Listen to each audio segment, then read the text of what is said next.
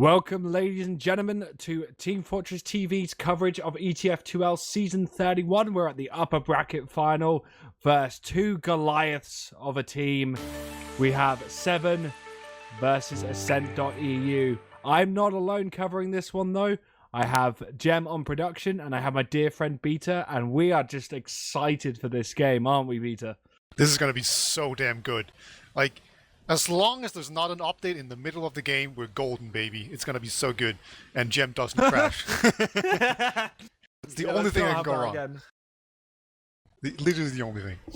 The only thing. But, most importantly, let's just talk about this game because it's going to be so close. So, I just want to start off with the main point we came up with starting this. This is the first time in ages where we've entered a Se7en game and not had a really good idea about who's going to win. Yeah, it's kind of crazy, right? Because we went into the season and we saw the Se7en roster. They got Captain back, they got Raymond back, they got Stark on a combat class, so he can just like snipe and do crazy things. Yeah, they're just doing things, but like the really crazy thing is, right? Like, so we came into the season that Se7en was obviously going to roll, so then it was just a matter of who's going to get second. But then we saw the Ascent roster that all of a sudden just bust into the scene. Let's just go through the roster, right? So we have AMS and Credu on Scouts. We have Drak and Celentus on Soldier. We have now Connor on Medic. And we have Elacor on Demo Man. Like, that is just a beastly all-star lineup that can very much rival Se7en. And just going into the season, I didn't think that was possible to do, but they've actually done it. So we now have two super teams that can legitimately both win. And we haven't seen anyone but Se7en win ETF2L since Arctic Foxes. And that's a long time ago, I think. That's what it feels like to me, at least. I personally made the comparison between the Crown's Full Tilt I-58 sort of situation. I-63 was an absolute blessing of a final. And it kind of reminded me of the I-58 final because that was pretty damn close as well. And it kind of feels like we're back at that state. It's not one team just completely dominating. Like, these teams, when they came up against each other, they only, in the main season, they took a map each. So they were easily, like, so evenly matched. It was really, really impressive to see. And now we're coming into a game where we've got a map that Se7en lost against as the decider, which is Snakewater, and then we've got a bit of a curveball of a starting match, which is Product.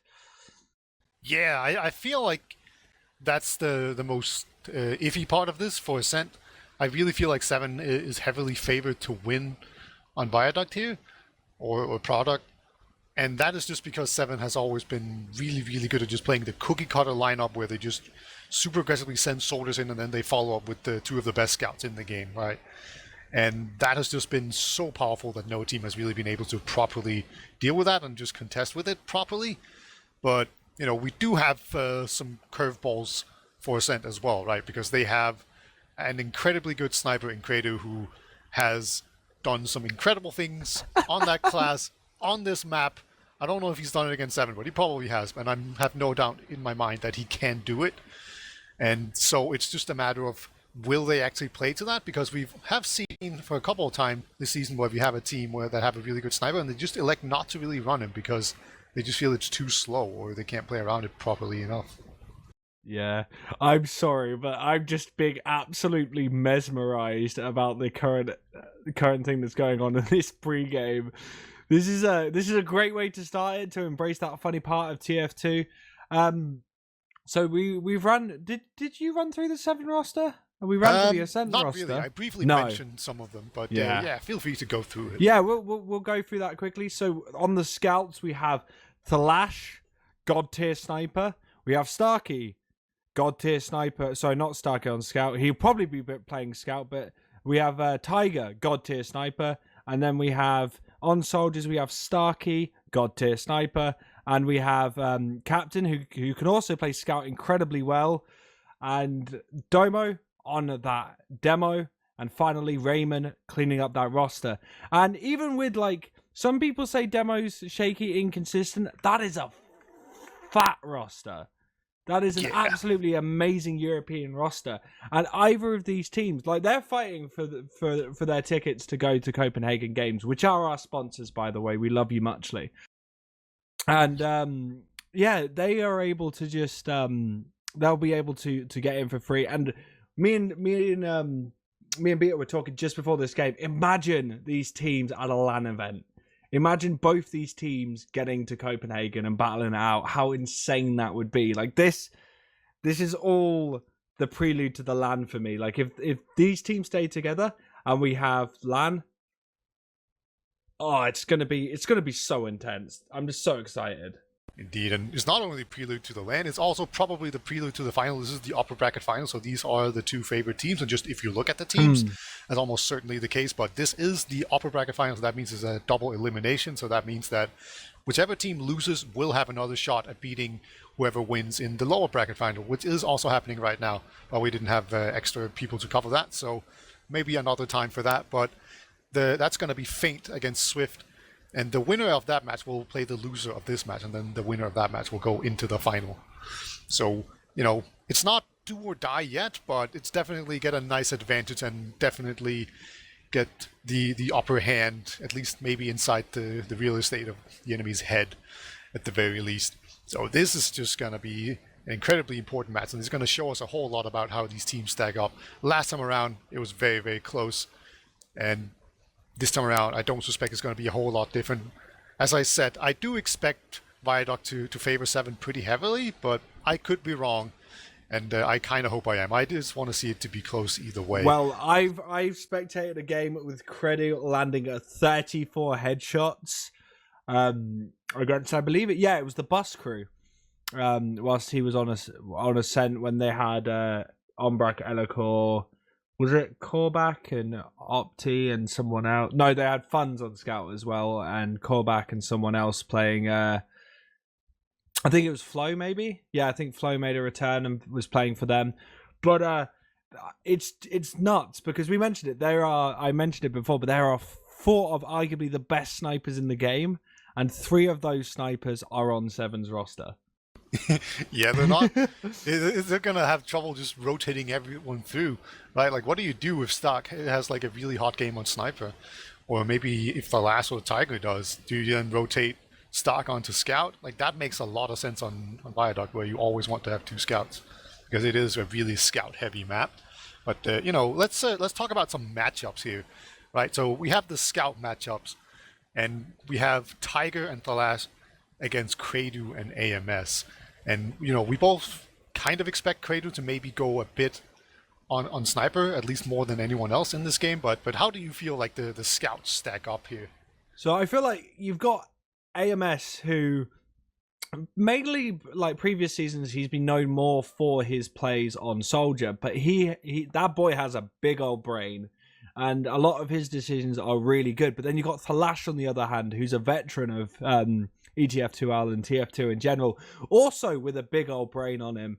So it feels like you've got, in every single matchup, you've got these titans against each other. Like, the AMS versus Thalash is just pure skill and dedication in the game. And then you've got the DM and talent out of Tiger and Credu. And I just can't wait to get started, Beta. That's it's nuts also, in itself. It's also a bit of an old Se7en versus new Se7en. That's a bit misleading, but basically we have AMS, we have Credu, and we have Drak. They have all been on Se7en at some point, and they've been very successful. And, it is a matter of who was the real carry of those 7 teams, right? That's probably what we're going to see tonight. And the answer is probably going to be Elikor, but oh well, you can't win them all. Yeah, but then let's just go on to the soldiers and talk about that. You've got Drak and Solentes versus Captain and Starkey. Like, yeah, every single matchup in this game is great. Even the Domo versus Elikor. Like, Domo, when he is on fire, that boy is so good. And it's the same with Elikor. Elikor is so consistent, but when that guy pops up, there is no stopping him. And if both teams bring all of their A games, even Raymond versus Connor, like Connor, there's a bit of memes, he's he's turned into Raptor of this season. Like, it would be Raptor, and then the season before it was someone else. And there's always that med that gets a lot of stick. But against the game where they played Snakewater, Connor had a much better time, I think. Even though he dropped a few, then Raymond dropped a few during it. And I feel like both of those meds can bring so much to their team.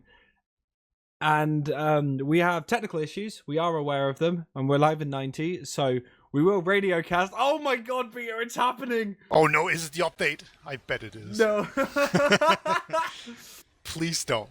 Please don't. Please don't. Please don't. Right. Please don't. Please don't. We're gonna need to cross some fingers and toes and everything you have to cross. That this is not an update and Gem's game crashed, because that would just be tragic. That for the second time in a row. Okay, that's not going to be the case. So I have already mentioned that I think that Se7en is favored on this map. But what do you think? Well, what do you think the score is going to be here? I'm gonna say it's gonna be a 3-2 in favor to one of the teams. Oh, come on. Okay, I'm gonna go with Ascent. You know what? I'm gonna go with Ascent because I like it. Because I feel like if you players like Se7en is so good and his DM is so strong, so bringing that forward, we'll see, and we're gonna get our answer right now, Beta. So welcome everyone to the ETF2L season 31 up bracket final with Se7en versus Ascent.EU, hosted by ourselves and our Se7en Trading and Copenhagen Games. And starting this off, Starkey goes in really deep. Lot of pressure from Se7en as Captain's actually the first to go down. Elikor goes down as well. Trade for trades, 2 for 2. Connor's completely trapped away from his team. He's going to go down. You've got Se7en and Credu on the back line. Se7en goes down, and the only surviving meta is Credu, but he takes down Flash on the 3k right now. He's bullying Starkey, playing around concrete, seeing if he can bully them. It's going to be kind of hard. No way. Oh, is he going to 2v1? Oh, he backs out, gets the pack, going to regroup with these respawners. But this ain't the end of this first sort of mid-fight. No, right now, this is like just a reset. Let's go. Yeah, it's a hit scan class against 2 explosive classes, so it's super difficult to hit. And it's actually just going to be a round 2 now. The big soldier bomb in here. The scout gets taken down. AMS gets trapped out, but Credu comes in again, takes down the stock as he goes in here. There's a lot of skein here, but Se7en, they're coming back in. Yeah, they're coming back in. They do get a pick. But you know what? It's kind of close. 4-3 in regards to spawners. Drax taking a lot of damage, getting bullied out so hard by Captain. And I think, yeah, there's going to be a cap from Se7en, but they haven't, they've lost both their meds.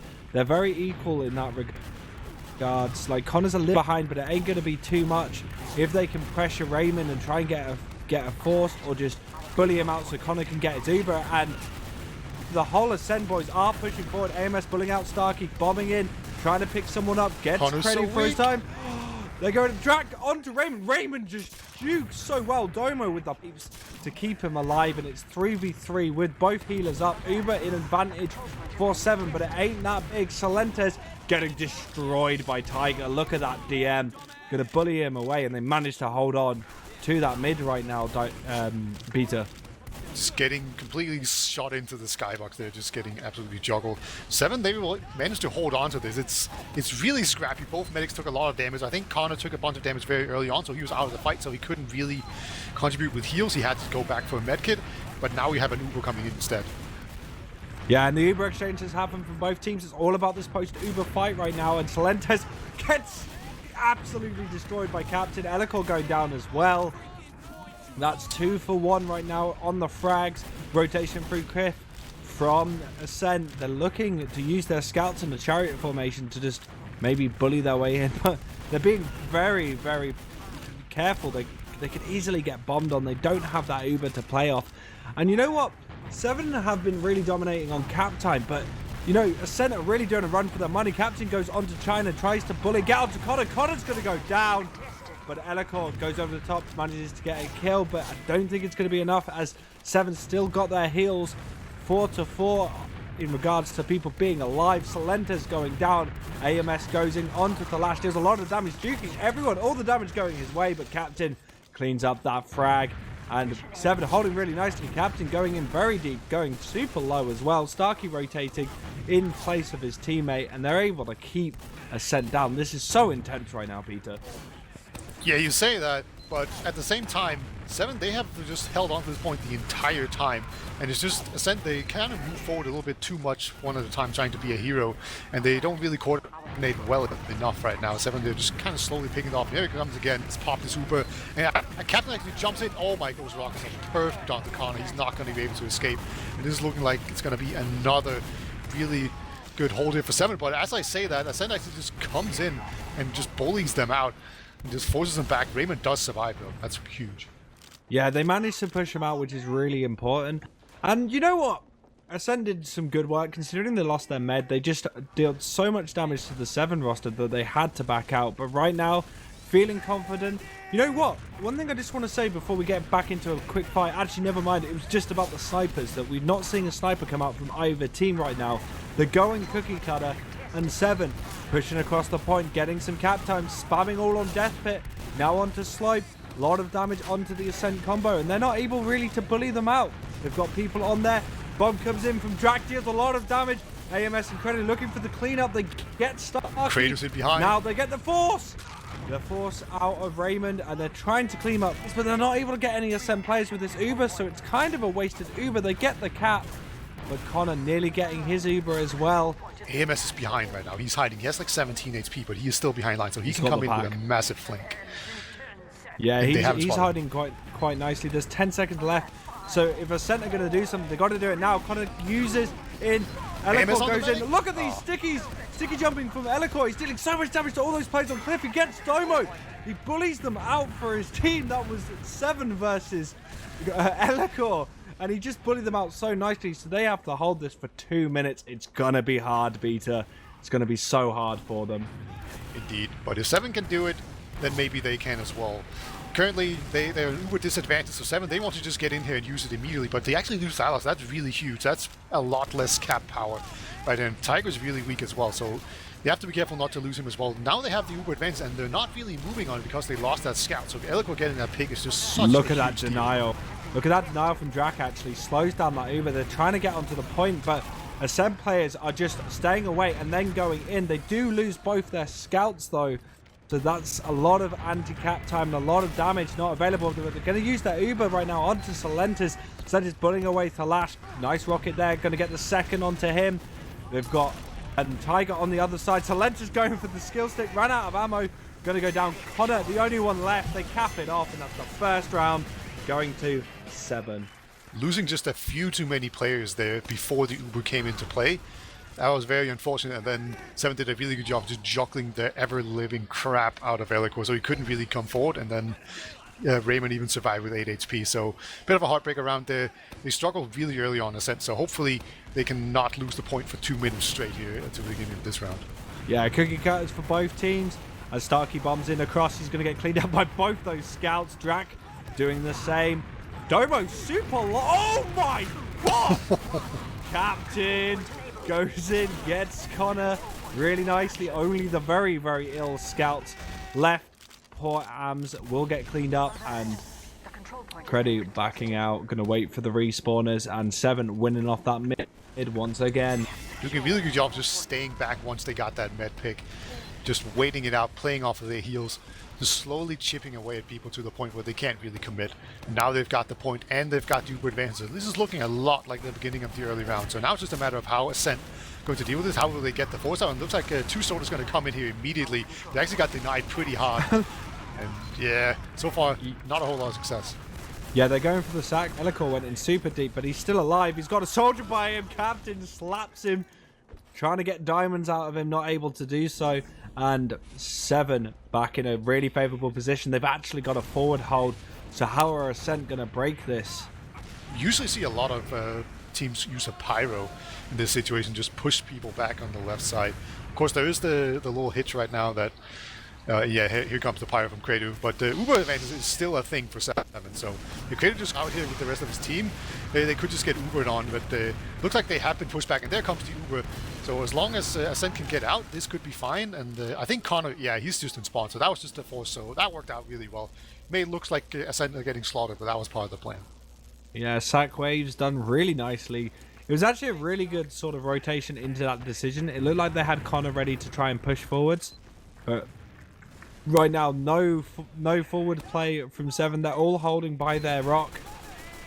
Really not wanting to deal with what Ascent are gonna throw at them. Domo got some nice sticks forward. Connor's gonna have to be really, really conscious. I'm pretty sure they called it out, but look at Captain. He goes in, tries to get the early force onto Connor, manages to get it. They're going in now. Domo super low, gonna get cleaned up by Elicor and Ams, and now they're in a good position. They've got the point. Got it a lot quicker than before, and now they're spamming all these players going in. Starkey just gets knocked up into the air, gonna get cleaned up by Ams, and they're holding forward without a massive Uber ad, actually against a full Uber ad on the side of Se7en. So they want to get this force out nice and quick.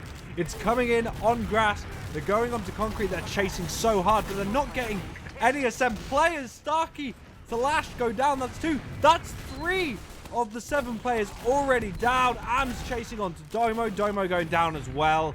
And Se7en with their tails tucked in need to back out. Ascent holding strong. That was a really well coordinated retreat there from Ascent. They just made sure they held forward, kind of like you said, but they made sure to retreat really fast, and Connor was just really far. There comes the Pyro to actually get the reflect kill there.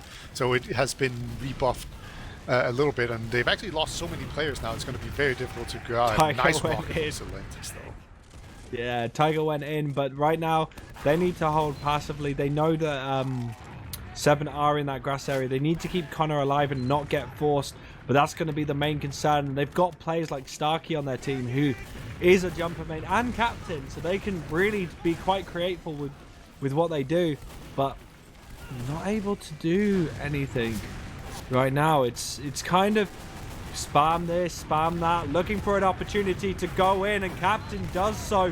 Connor gets forced. It's actually an exchange between the two. Tiger and both scouts actually down. Domo getting cleaned up by the Ascent roster as well. There's a play onto point by Starkey. It's a bit of a distraction play. He's going to have to back out. And Ascent holding onto this very strong. And for the first time in this series, they're in the lead. They're just getting the better of these Uber trades right now. And then also Captain just got like skyboxed. He got like piped somewhat in the air, and then sort of jumped onto him as well. So that was a really nice play. Se7en, they're just going to have to come out here pretty early on, looks like, if they want to not get the trap forward, and they actually do manage to get that. So a really nice move there from Se7en to make it outside, to make sure they don't get bottled in. But they are getting jumped really aggressively, and actually 2 players going down. Wow. Oh my dear lord, Ascent have turned themselves on. Connor stays alive. This is what I was talking about. When Ascent switch on, it's an absolute pleasure to watch. And right now, everything's kind of cooling down for a moment. Se7en looking to go through Death Pit maybe. They're spamming quite nicely. They're dealing a lot of damage where they can. AMS taking a lot from Domo. Credu actually gets dropped from the Uber. Oh my god. Using it to chase all of these Ascent players going down. Their Uber's pretty useless. 5 seconds left on there. Talash, Starkey, everyone onto Connor. Connor manages to get out in a place that usually catches most meds. So well done by Connor there. Really well done. Unfortunately, a lot of players got dropped from the Uber. Se7en had to push in to an Uber advantage team, and they had to cap the point because time was running out. It is still on 0 right now for Ascent, but they need to recap the point. So that should have worked out really well, but Se7en just picked off so many players outside of the Uber. And now here comes the repush. Medics in the corner. Raven does get forced, so a really nice force here. There's still 50 seconds remaining. And even a nice soldier trade there as well. Connor is just hiding safely in spawn with the scout building. So they will actually have an Uber advantage to work with as they move out here. And they will be in a position to take the second round and make it 1-1. But, you know, they just gotta get out there first. There's a forward hold that they need to get through first. Yeah, and Salenta's first one to go in, deal some damage to Domo, just bullying him out. And that's worked really well. They've actually decided to opt for the Credu Pyro. And they've pushed forwards right now. They're going to use it. It's a good decision because they can push people off the point. They've used that Uber. They just need to use as many players as possible to bully off the point. They've got some good position, but here comes the repush from Se7en. Talash and Domo dealing a lot of damage. Pick up Elicor and Salenta's for their time. There's so much time on the point, but this is it. This is the point that kind of ends the round as both teams try to clean up players. Only Connor left Salenta's on the back foot. Does he have time to kind of stop it for his team? They do have time, but there is now an Uber as well, and 2 scouts that are fully buffed by a medic. So unbelievably, Se7en has actually held on to it. They had to deal with 2 Uber advantages. Wow. Unbelievable.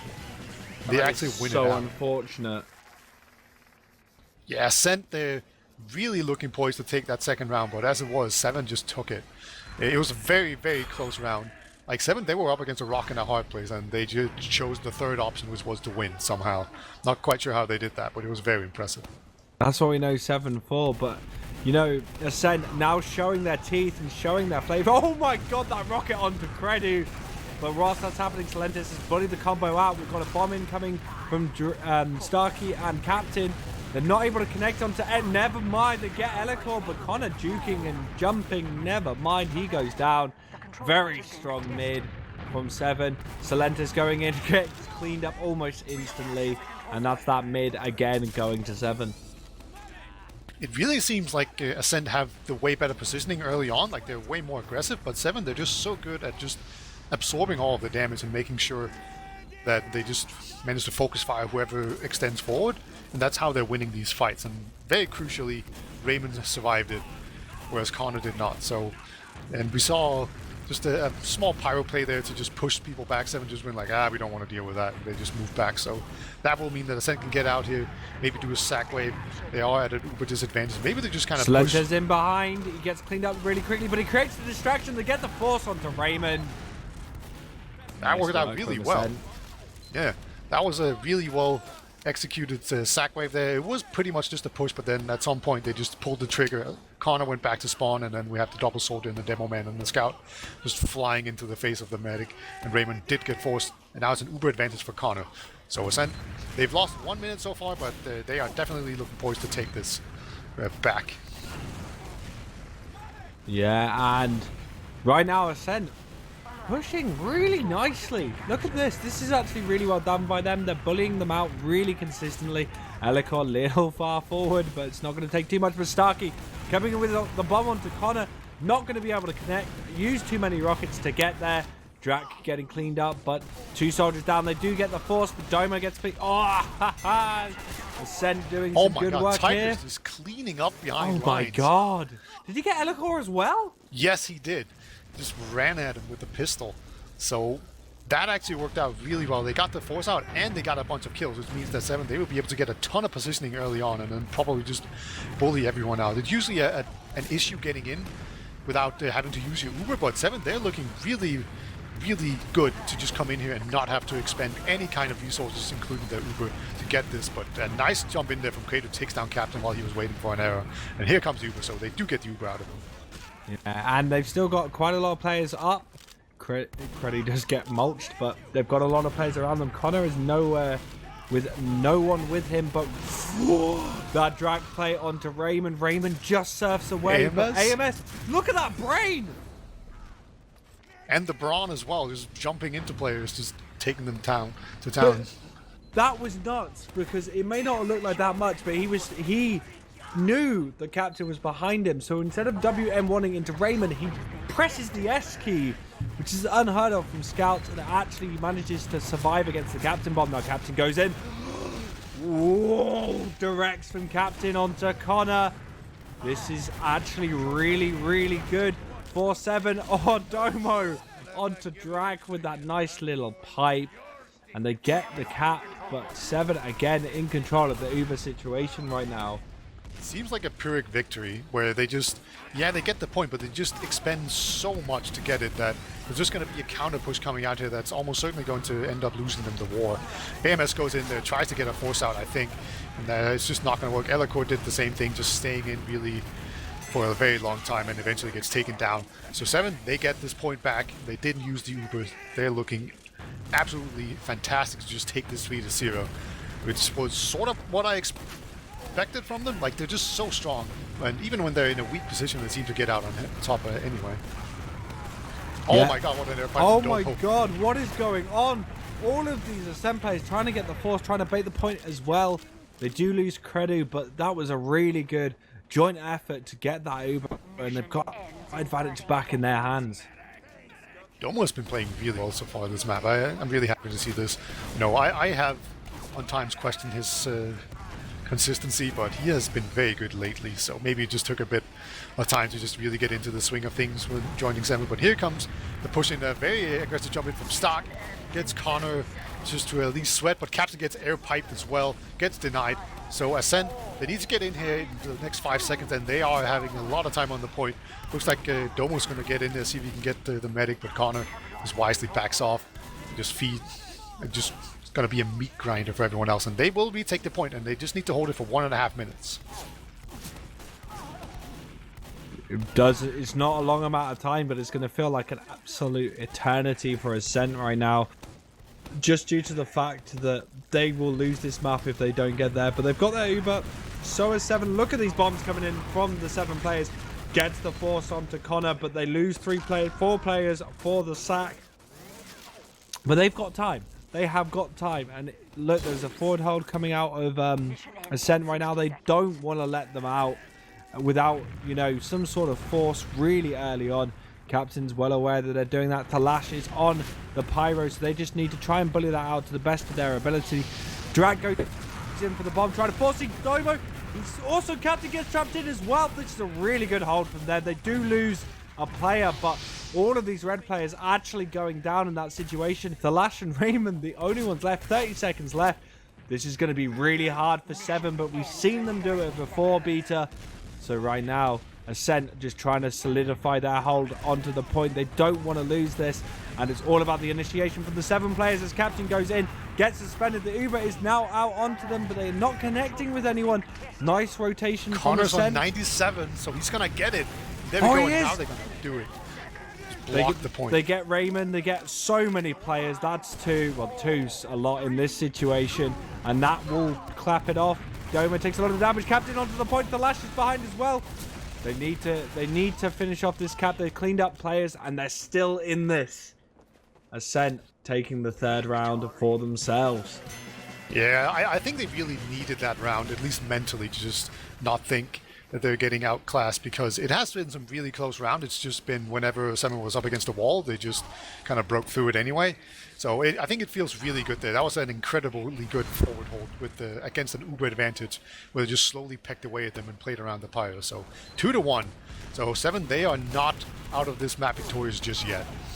Yeah, and now we're on to the 4th mid and starting things off. Captain and Starkey bombing in really aggressively, but the return from Elikor gets Starkey. They do lose a scout and a soldier though, but Credu is going to regale us with his sniper.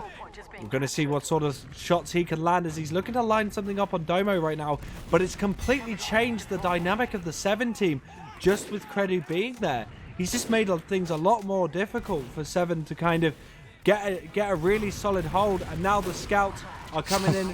They've picked up Oh, he Captain. gets the medic! He gets the medic! That's what they needed. Yes, boy. And It was really right now, important. look at these sacks onto Connor. Connor staying alive. Starkey Domo going down. Just gets launched into Perfect. Demo Man and just hams him down. That's amazing. Just literally going ham. I love Credo on Sniper. But yeah. Let me just get my cam on Credu so I can switch to it. You carry on, my friend.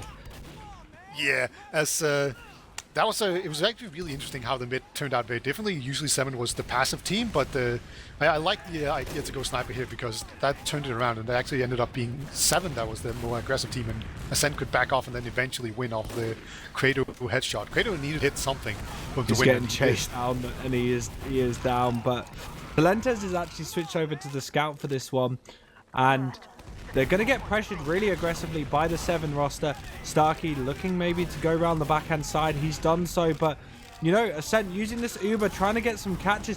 Raymond! Raymond is so low. Domo with this god save pipe. Elikor going down. Connor. Oh, no. Ascent just kind of got mulched there. Well done, Se7en. Raymond just ran rings around them. That was really beautiful. Like, he should have died there for sure. Like, they went for Domo, and then Stock gets picked off there by Kratos. Sneaky little pick. But just the fact that they didn't go for Raymond immediately just meant that neither Raymond or Domo died. So that just turned everything around. So a bit poor focus fire there from Ascent. Just not really realizing what the situation was fast enough. But now I think we're in a sack wave, and oh my god, they're just going to Uber onto them. And I think it's because they found Connor. Yeah, Connor was too far forward. He got caught, and that's exactly what you don't want to happen when you're Ascent. Yeah, and they've lost both a scout and a med. That's not a good position to be in. Starkey bombing, trying to make it another, but he's going to die. But Se7en trying to get some sort of hold, but... Oh! Freddy popping off again, getting Tiger. And... Oh, it's just good to see. It's good to see, Beta. I'm having so much fun with this one. Yeah, it may look a little bit weird, like why didn't they just start out doing this, but I really quite like how they played this, because Crater was absolutely pounding on Scout to begin with, so made no real sense for them to switch. But now that Se7en have kind of gotten into them and they kind of got the read on them, now they switch it up and go sniper. So I quite like the way they did this. Yeah, I think the main important thing is because they've done it like this with the situation, they've not given Se7en the opportunity to actually adapt to it straight away. Domo goes in using the Uber, actually gets cleaned up as he's disconnected. Flash picks up some players, that's the second as well. But now they have their Uber. But Elikor completely separated from his team, ends up going to go down. But whilst that's happening, Raymond also disconnected, goes down. So if they can keep Connor alive with all of the sea of red players all around him, no, you're dead. And Se7en are going to cap off the point. But look how close the times are for both teams. Yeah, and the Ubers as well. Raymond's not really healing anyone right now, so the Ubers are basically going to be equal here. So it's just going to be a straight-up man fight.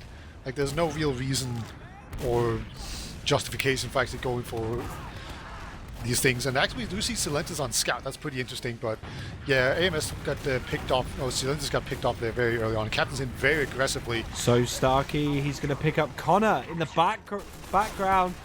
And it's falling apart for Ascent right now. Se7en looking really strong. They've pretty much wiped the team with only Celentes being the only survivor in that situation. So we're going to see some sort of sack wave or play. Maybe try and get Credit into an angle where he can get onto Raymond.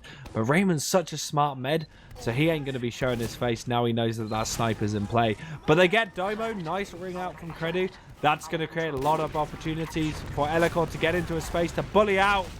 And Flash going to go down. This is a good situation once again for Ascent.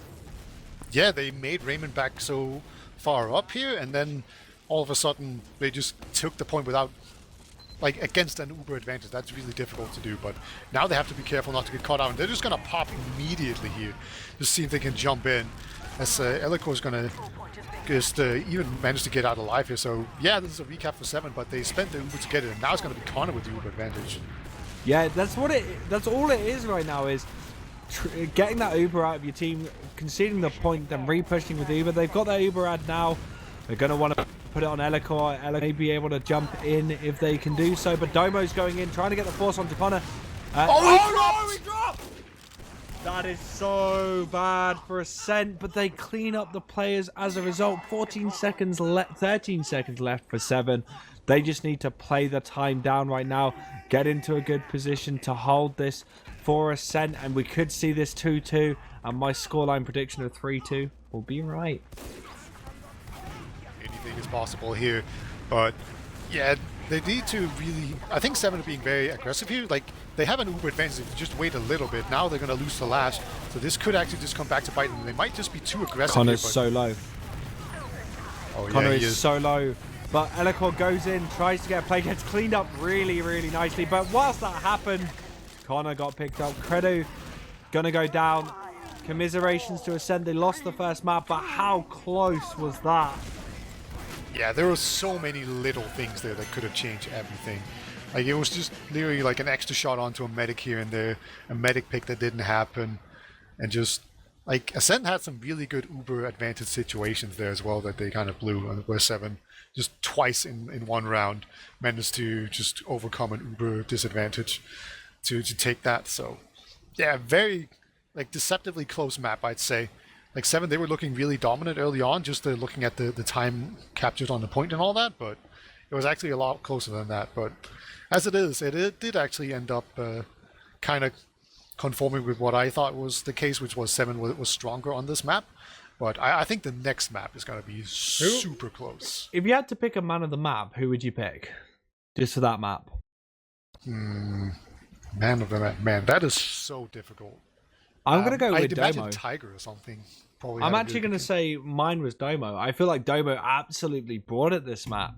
He may not have been doing the craziest plays, but he was just dishing out so much damage and doing so much work for his team that I hope the logs reflect that. But right now, shall we go over to the dreaded logs for me and the thing that everyone else loves? Oh yeah, absolutely. Because I do love this. And yeah, Domo, he did have the top damage. He outdamaged Elicor. That's no small feat. It wasn't by a whole lot, but it was good. It went 19 for 19. Both demos kind of not having the best KDs, but they did the damage. So pretty much all you can ask. And then sucking up all those kills, we have the scouts, where we actually have AMS going 36 for 22. And then also Tiger, as I mentioned, had 34 for 18. And then, yeah, actually did slightly better than Flash. And then, what's Kradu's stats? 24 for 14. And on Sniper, he went 7 for 3. So, okay. Yeah, it seems pretty similar on both teams, really. And just looking at the damage, it's extremely close. Like, damage done is 39,500 for 7. And 40,000 for Ascent. So they actually did 500 more damage, but 500 more out of 40,000 is nothing. So they did the same amount of damage, so it was close, and the kills were also extremely close as well, but only 10 separating them. 7 won every single mid-fight. Every single mid-fight, the first cap was 7. Yeah, that's a good point. And also, probably another really important stat is Raymond having 6 deaths to Connor's 14. That's a really, really important stat. That's no small feat as well. That's such a big feat, especially on a map like Product, where you've got everything flying at you, trying to kill you as medic, and it can get so chaotic so quickly. Especially in the beginning of the map, it seemed like it was really chaotic. But just, it seemed like every once in a while, Connor would just be a bit too far forward. Other times it worked out, but he just got caught a couple of times, whereas Raymond just seemed to have some sort of magic ability to just throw a smoke bomb and get out. And they also, Se7en often used an Uber really proactively, where I was like specking the medic, and he just used it, and I couldn't really see the enemy medic, but then as the Uber progressed, I could kind of see, oh, okay, it's because they caught out the medic. So they were really keen on just checking out where the enemy medic was at all times, and then they were just going to pop on him if he was too close. And as a result, they got a lot of medic picks, and Connor got punished. Random question. Was there a point when the Crusaders crossbow could headshot? No. I swear there was. That would be way too cool. I swear there was.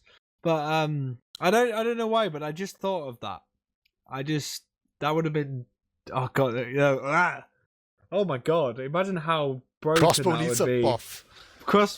Crossbow needs a buff. Yo, do you know what Jake Grumpy Coy Hyde. Going on record as saying that. Jake, it's Ellis Hyde actually. I'm one of those posh people with a double-barreled surname. Yeah, but you shouldn't have the double one, because that makes you sound like a serial killer. Just saying. Oh, what Jekyll is Hyde? No, as in all serial killers have like three names. Really? Yeah, that's a thing. Is that actually a thing? Yeah, just look them up. All the famous serial killers have 3 names. Yeah. Oh yeah, John Wayne Gracie. Oh my god. Anyway, back to Team Fortress 2. Yeah, we've got some much more important serial killers in here. They all have like 1-syllable names, like Drac, right? Yeah, that's even more terrifying. Much more. That's like next level stuff. But so coming into Gullywash, let's have a little chit chat. So Se7en are consistently strong on Gullywash. Do we know whose pick is whose actually? I can't remember.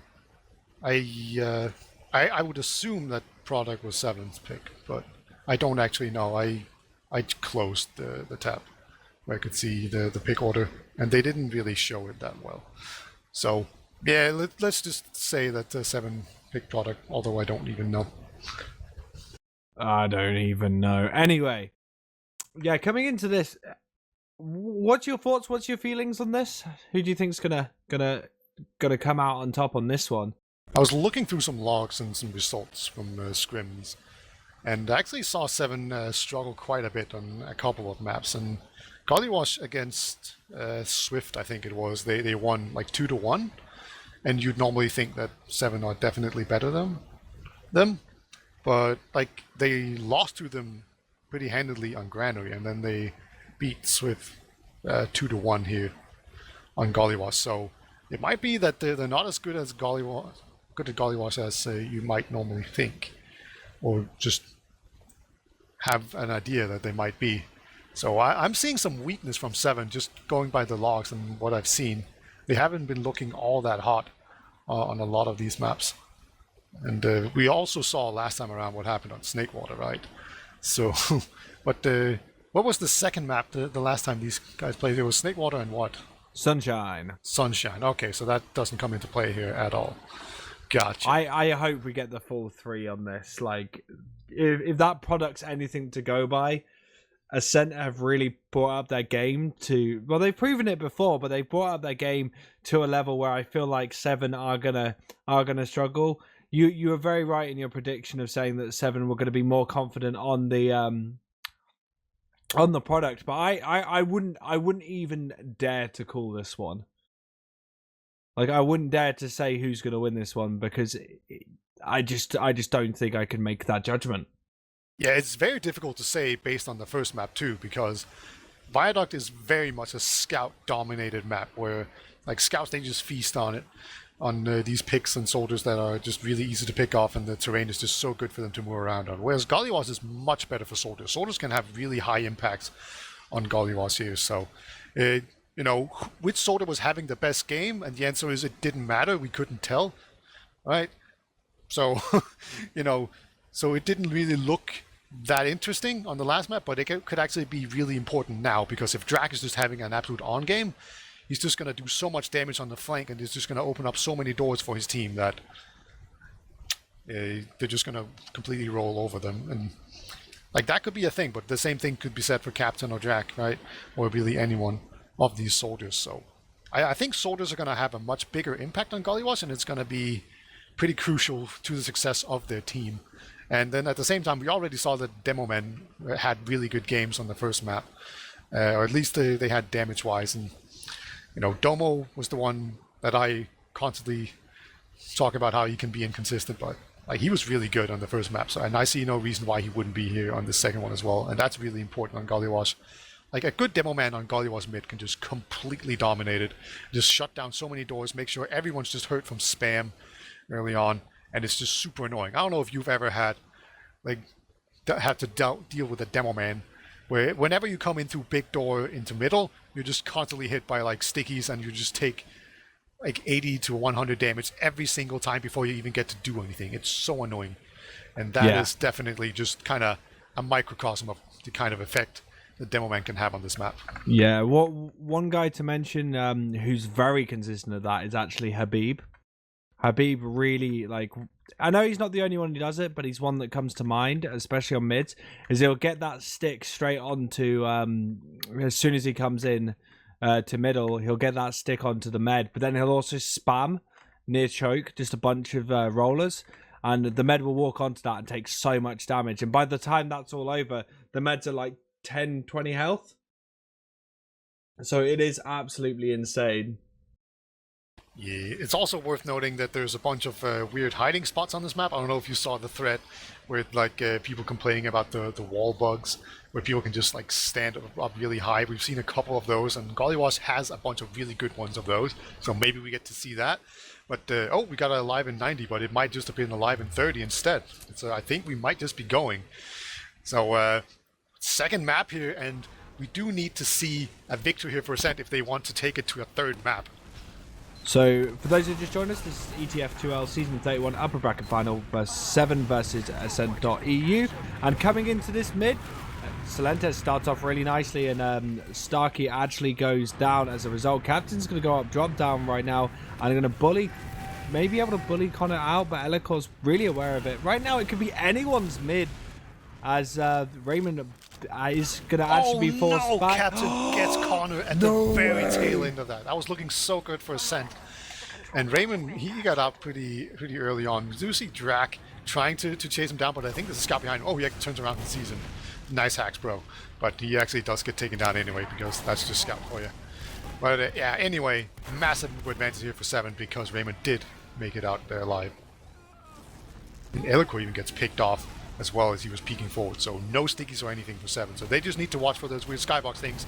Oh, and they spot a guy. See you later, Se7en. We're not going to call for that. Poor Sil gets picked up straight away. We're going to see them going all the way back into their last right now, as they know that they've got a huge Uber disad. They didn't have to use their Uber coming into mid, and Se7en with full Uber ad are looking like they're wanting to go through river right now. So they're going to take this in forwards. Talash, no, not deciding not to go down, drop down. They've got the sentry gun. The sentry gun is being corrected by Credu, but the protection is not there, and sadly no pressure it does go on the down. point at all. No point play. That's really surprising. And Se7en just back out. They were probably aware of the Connor Uber just coming up. Yeah, they were definitely aware of that. So they were in a pretty short lease there. They Ubered in 3 players really early on. And when you don't get anything with that, because your Uber's going to be so short, because you just have so many people, it's going to be very difficult. So it's going to be just a really nice push out here from Ascent. Just make sure to check all the corners and all the weird spots. And now they're getting ready to go in through choke here with this Uber advantage. But if they're not fast, they're going to lose the Uber advantage. And it's actually pretty difficult. But there we go. They actually go through drop down. Soldier will get the force out. Yep, and they're actually kind of in an awkward situation right now, Beta, as they're going to have to back out through big door. This is all really down to how either team are going to push through, but Se7en just about to get that Uber. Where's Raymond going to take it? He looks like he might be wanting to take it in. Yeah, maybe. Yeah, he's looking to bring the aggression forwards and actually take it in with Captain leading the charge, but he's got denied from his jump. But he's holding really nicely. Going on. Yeah, there's so many players behind. Credu's going to get picked up. Ams as well. That's 3 down. Se7en manages to get Tiger, but Starkey's going to clean that up. And it's only Elikor and Connor left, leaving through choke. Not good for Ascent right now. Se7en very much in control.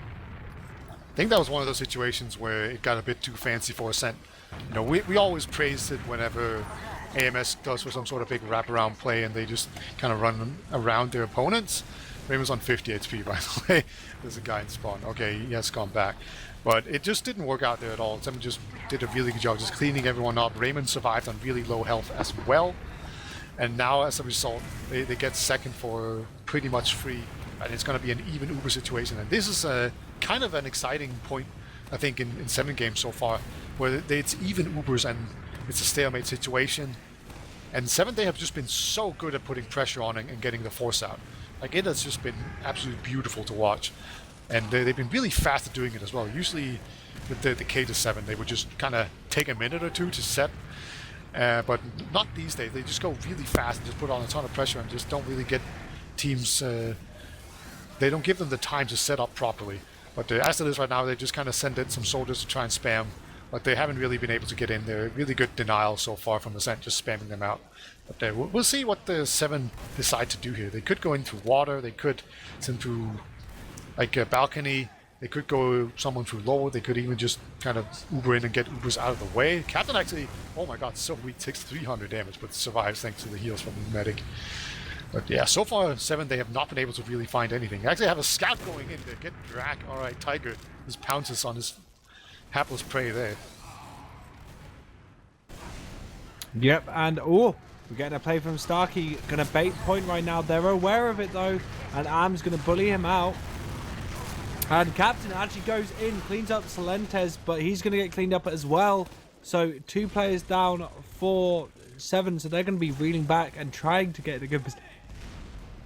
Sorry, I just sneezed. Alright, we've all got to do that. Next, push out here, yeah, top. Credu on the sniper. Is he going to land anything? He's trying. He gets a headshot onto Tiger. And he just crumbles. Oh, man. The creator kid. Oh, no. And he gets the second scout. Domo gets Elikor. That's such a big pick. And Se7en looking to take full advantage of that. Gonna try and push through, but Se7en's bullying on launchpad. They're not letting them in through either side. Really good spam from Ascent right now. Am's aware that Talash has decided to go under. Drac on the chase onto him. Gets the surprise, gets the cleanup of him, so they don't have to worry about him in water. And Ascent actually opting to just go in and do an Uber exchange. This is incredibly risky because if they got themselves in a bad position, they could have died. But Ubers are now expended. Both teams are equal. And we're going to see a post-Uber push coming out of Ascent as they're going forward. So much damage onto not onto Raymond. I thought he was going to get directed, but never mind. As Credu gets bullied out. Yeah, they've lost one player. Okay, he gets out. Barely. Really dangerous there. Yeah, I quite like the Uber timing there. They were up 2 players, and actually a Sorter's in very aggressively. He wants to get onto the medic. PHP. Second Sorter comes in. Does get Domo actually the kill. Yeah, that was a really aggressive play there. And Raymond does now sit around with this Uber, and he can get just pushed on really aggressively. But if they just get these spawners, they're going to be really good. And this is what I was talking about. Se7en, they're so good at just putting on a ton of pressure and then getting the force out, or in this case, the kill even, which is even better. So now they're going to come in here with this massive Uber advantage. They have a bunch of players here. They're not fully buffed, but they should be good to go. And here they go. I like this setup right now with Ams actually on Pyro and Credu on the mobile sentry, but sadly AMS does actually go down, but they've rotated really nicely. Credu coming on the left hand side, taking a little bit of damage, but all of those 7 players were on point. They played it really nicely, and that is 1-0-2-7. I also noticed that Ascent got the blue team this time around. Oh yeah, I think they both want to be blue, so they might have just gotten one each map or something. But either way, that was a really good push in there. It was just a pretty box standard Uber advantage push, and this time around they played the point really well. So that's going to make it 1-0 in favor of Se7en going into this second mid. Yeah, and really nice stickies from Elikor there, and he manages to bully Starkey onto the ground. Tiger also drops down, gets cleaned up. Now we're going to see Starkey taking a lot of damage. Drac jumping in. Look at those directs from Drac. Getting Domo. Captain going down as well. This is not good for Se7en. They're going to have to turn tail and run. And already Elikor was looking like he wanted to trap out some players. Wasn't quick enough on the rotation, but they haven't actually capped mid, leaving Credu to go there. And Elikor setting up some traps because he knows that there's going to be a defense from Se7en. Elikor has been much more active on these middle. It seems like Domo just seems much more worried about dying. He's just setting up really defensive stickies, whereas Elikor is getting up a bunch of really aggressive stickies in here. We actually have the spy. He's gonna make it through the choke. Doesn't get randomly spammed out. That's really good. And this is a weird time to go spy. It makes sense, but it's not something you normally see. So this could work out really well. They're not spy checking just yet. And of course the bomb in from Drac on the middle just really cemented it for his team. And now we're just on the spy cam. Frenchman in the house. He's getting ready to do the maybe Assassin's Creed drop down. I can see Drac in very aggressively. That's going to be a big distraction. And Raymond he gets it! Backs into him. Perfectly played. Oh my god, he got Starkey as well! He got Starkey as well with the Widowmaker, or whatever it's called. Yeah, it's not called a Widowmaker. I don't play Spy, but he got it with the one that gets crits when you backstab. Diamondback, that's it. Thank you, Jim. I'm sorry, I'm dumb. Ah, okay. You play Highlander. That explains a lot. Yeah, it doesn't make me respect him more, but it explains a lot. Widowmaker's an NG weapon. What is wrong with me? Anyway, shows how much Highlander I play. But going into second right now for Ascent, they're going to take this advantage and this Uber advantage forward. They're going to go lower. Are they going to go for a main push, maybe? Oh, that's not the decision they go for. As they rotate, looking for maybe a shutter push. Elikor checking for those sticks. They are going to be looking to go forwards. They're being awfully slow, aren't they? Okay, here they go. Yeah, and they're going in right now. They're going forwards. They're going to get onto that sentry. They're not able to clean it up just until very... so many players get cleaned up. Starkey with a nice rotation straight in. But they get captain, but Credu and Drac are going to have to back out. That was just... it was a really, really forward sentry gun. I can't believe that actually worked out. But there's with the pyro, just juggling them as much as they could, with a bunch of players also spamming projectiles, and then the big wraparound from Drac just, or no, from Stark just completely settling there. And Kratos just goes in there, gets the Uber Force out.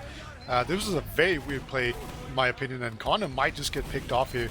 He's in very dire straits right now. Yeah, he's trapped in. Yeah, that was so weird. I don't understand what they were trying to achieve there. Tiger, you might just get the kill because he bleeds to death. Oh, my god. Helical getting to Lash. Wow. Oh my god, he got away with that. Almost bled to death, but no. But yeah, that was a very odd play. I don't know why they ran into the Uber there. That was weird. Maybe they were trying to get people up top or something. But yeah, as it is, just those two scout picks will actually enable them to go back in here and just retake middle, reset up. Raymond does have an Uber advantage, but this is definitely a manageable Uber advantage for Ascent to work with. They can just kind of kite this, make sure they trap things, have some people in the skybox maybe that they have to check for. And once they've done all of that, Se7en should no longer have an advantage. But we'll see whether or not they decide to actually push on it. It's pretty difficult for all the reasons that I just mentioned. But hey, it's Se7en. They might just go for it here if they're feeling confident. It looks like they're definitely trying to go in here. Yeah, they are trying to go in right now. And Drac actually pops up through drop down, gets a lot of damage onto Domo and some other players. And whilst this is happening, Starkey and Captain clean up a player, but actually both go down as a result. Credu is now behind the team. Just doing a lot of spam. Credu waiting for the opportunity, gets the force onto Raymond. Connor actually uses at exactly the same time Elikor getting dropped. Yeah, he was quite out of position unfortunate. there. So really nice hold here from Se7en.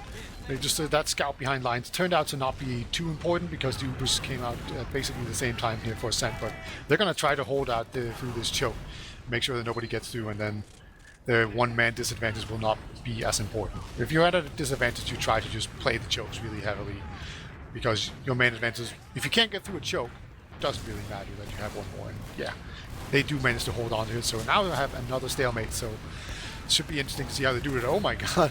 A nice fight here from Domo, but Domo's so weak as well. He barely gets saved by his medic. Yeah, and there's quite a lot of pressure being put on by Elikor right now. They managed to get Starkey up in battlements and Thalash taking a lot of damage. Oh, look at this position. It's pretty good for them on this Uber. They're trying to get onto Raymond. Raymond's not used though. Raymond's just juking all the shots. How does he go? Oh my god, he only uses now. That's so late, and it's probably really good. They're still in a bit of a pickle here, as Kratos does get taken down. That's a really important pick. That's exactly what they need, and now they can just begin to clean up, and they don't have to worry about the scary scouts being behind. We see Elikor holding pretty far forward, but he's going to have to get out of there if he wants to not die, and it looks like he will settle for that option, but definitely going to be a mid-cap here. Sen actually have a tiny Uber advantage, and Se7en, they're playing really aggressively. They had a slight man advantage for a little bit there, but they tried to send in Captain, but he just kind of got deflected very effectively there by Elikor. And as a result, it's going to be another stalemate, but very even Ubers. Connor has a slight advantage, but probably not something that would really matter. Yeah, and things are kind of fizzling out. It's an equal Uber situation for both teams. So, Bida, it's all about how they're going to break this stalemate. And right now, Ascent really needs to start getting in control and getting some points on the board, really. So how do you feel like Ascent are going to do this? It's very difficult because this is Se7en's prime position, right? They're up one, and they can just kind of play the clock. It's not quite at the point where they can play the clock yet, because there's still 15 minutes remaining, and if the round resets, then that's an advantage for Ascent. They would be happy with that. So that can't quite be it. So they still need to play the game here, but Se7en, I suspect... Se7en rotating really nicely into Big Door, actually. They tried to catch out Drac as he was watching it, but weren't able to do so. But they've got Tiger all the way behind. He's actually getting... Credu's kind of on the follow. Yeah, Credu wants to take the 1v1, but Tiger's not feeling too confident on it. Oh my god, that two-shot from Tiger cleans him up really quickly. And now he's on to Drac. Drac taking a lot of damage. Drac only just cleans that up. But whilst this is happening, Se7en go in with their Uber, and they've managed to kill Silentes, but Ams going in with the return Uber on Connor. Captain staying alive by the skin of his teeth. Starkey now coming in, dealing a lot of damage onto Arms, but that overhill on Arms keeps him alive. And he The cleans back up cap, Starkey. So No, much there's time. so many players. Elikor comes in, pushes them all off the point. Credu trying to help and gets Raymond down. That's 3 players down. The demo included as well as the med. They get captain as well. This is an opportunity for The Tiger's for Ascent hiding to go and forwards.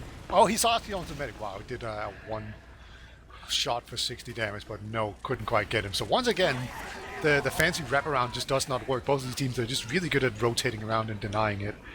And currently, we do see Ascent going really far forward here, just shutting down all the chokes, and they're going to get second for free. And they have a big Uber advantage as well to work with. Last time around, they went big door, it didn't work out. There was a level 3 sentry gun and a pyro, but yeah, this is interesting. They're actually moving it forward, so this might just be something that Se7en have invented now, where they have the sentry gun really far forward to have a lot of knockback here. But Drag is actually in a very good position to do it in, but here comes Uber. Yeah, they've gone in through river. Tiger has denied it so well with the pyro, but Credu's just baiting point. All these players going back. Salentes goes into the bomb. Look at the damage from Elikor. They managed to push up, and that's 1-1. What a push from Ascent. Really strong there. So both teams getting a round off of being able to just deny the wraparound, basically. That was a really long round as well, but now it's 1-1. And you rest Se7en out of that really important position where they can just slow down the game and basically do nothing and force you to make a move. So that in itself is just worth its own weight in gold. Yeah, and onto this third mid. And oh, look at that bomb from Starkey. Could have landed that second one to clean up Elikor, but wasn't able to do so. But now the Chariot's kind of gone forwards, even though Connor's actually gone down, but they've managed to get a few frags. Only Salentes left, but he gets the lash. He's trying to go on to Raymond, but Captain's not having any of it. Salentes juking and dodging, using the jump, and he's going to run all the way back. Oh my god, he gets out! That's some slippery soldiering right there. This gets out of there alive, and we actually have a spy again from AMS. This is a little more obvious than the last time around, I'd say, because they are in desperate need of something. And where I did see Falas actually go spy and spawn to check things, so they might know. It's not always a 100% thing, but I suspect, that Se7en suspect that there's a spy, but you know, it's still AMS, so maybe he just gets it anyway. Yep, and Se7en actually wrapping around Rock right now in second. AMS on the spy gets spotted out, and he's going to go on drop down. He doesn't die, but they get Drak as well. And Se7en, really confident push into second. They've got Uber advantage. They're looking to rotate, take it so quick, not give him a chance to really do too much.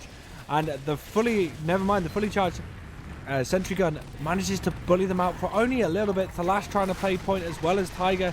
Flash now in secret. Domo in a good position as well. Drak actually picking up the pyro as he takes a lot of damage from Starkey. Starkey drops down onto Domo. All of these players going down, and Se7en take it 2-1. We were almost coming in there in time, but they just couldn't quite get onto the point. And Se7en, they managed to just play around the capture point really effectively there.